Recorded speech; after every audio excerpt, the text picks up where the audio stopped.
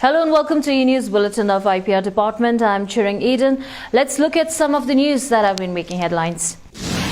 As per the latest update on COVID-19 figures provided by the State Health Department, a total of 38 new cases were reported on Sunday.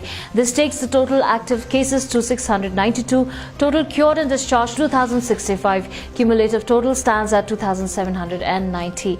A total of 49,338 tests have been conducted and 33 persons have died so far. It was informed that the state had recorded 2 more deaths of COVID-19 on 26th of September. A 55-year-old female resident of Naya Bazar, West Sikkim, passed away in the morning of 26th of September at SINGH hospital. She had comorbid condition and was admitted to the hospital on 25th of September. The second death was that of a 68-year-old male resident of the Orali. He was admitted in SINGH hospital and passed away on Saturday. He was also suffering from diabetes, hypertension and other ailments. On Sunday, Honorable Chief Minister of Sikkim, Shri Prem Singh Tamang, joined the Chief Ministers of other North-East states on the inaugural day of Destination North-East 2020 via live video. The theme this year is Emerging Delightful Destination and was inaugurated by Union Home Minister Amit Shah, who is also the Chairman of North-East Council. The festival will continue till 30th of September. Minister of State and in charge of Development of North-East Region, Dr. Jitendra Singh, was also present in the opening. Last year, the event was held at Varanasi and was celebrated in a grand manner. However, this year, due to the pandemic, it is not possible to do the same. Union Home Minister Amit Shah in his speech talked about improving connectivity in the Northeast region, paving way for more developmental projects. He mentioned that the Northeast region can be a gateway for India in its Look East policy. A total of 932 students of Sikkim Municipal University received their degrees in various multidisciplinary graduate, postgraduate and PhD programs during its 20th E-convocation on Saturday. This is the first time in the history that the university conducted its convocation virtually due to the constraints of the COVID-19 pandemic. The entire ceremony was meticulously planned and seamlessly anchored by the team consisting of faculty and staff members from various SMU constituent colleges and units. Governor of Sikkim, Ganga Prasad, who is also the Chancellor of SMU, presided over the online function and congratulated the students, faculty, staff and management. The entire event was webcast for the students, alumni and public viewing through all virtual media platforms like Microsoft Teams, Facebook and YouTube, which was made possible by the state-of-the-art IT platform available at Sikkim Municipal University. Gyalshing Municipal Council signed a Memorandum of Understanding with CSIR Institute of Himalayan Bioresource Technology, Palampur, Himachal Pradesh for the installation of an anaerobic biodigester plant through video conferencing on Saturday. Minister Loknath Sharma attended the program virtually from Gangtok. He was joined by the Chairman GMC and Municipal Executive Officer from Gyalshing.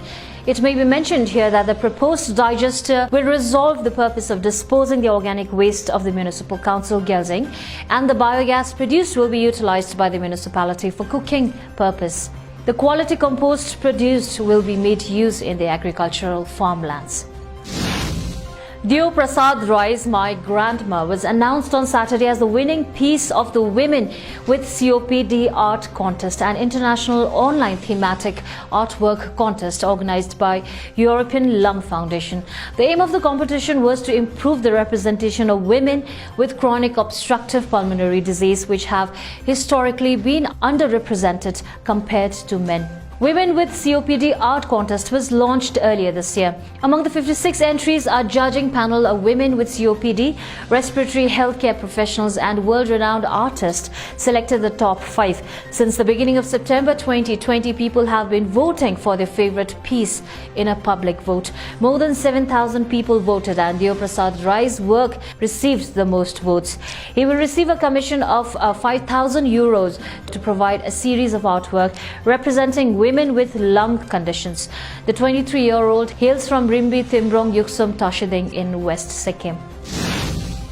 Former Union Minister JASWANT Singh, who passed away in Delhi on Saturday, was cremated at his farmhouse in Rajasthan's JODHPUR on Sunday evening. Mr. Singh, aged 82, died after a cardiac arrest at Delhi's Army Hospital, where he had been admitted in June.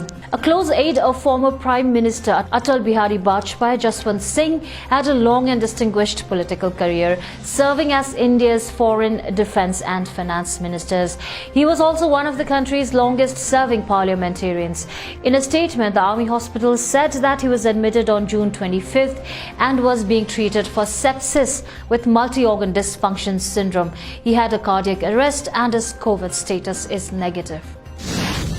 India's President Ramnath Kovind on Sunday approved 3 controversial farm bills that the parliament had recently cleared. One of the 3 bills has triggered nationwide protest by farmers who say the legislation will pave the way for the government to stop buying grain at guaranteed prices and leave them at the mercy of big private buyers. Thousands of farmers in India blocked roads and railway tracks on Friday in a protest against the new legislation.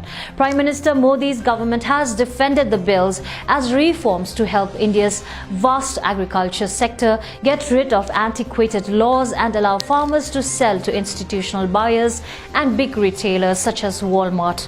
The government insists the new rules will give farmers the option to sell their produce to private buyers, while it will still purchase staples such as rice and wheat at guaranteed prices.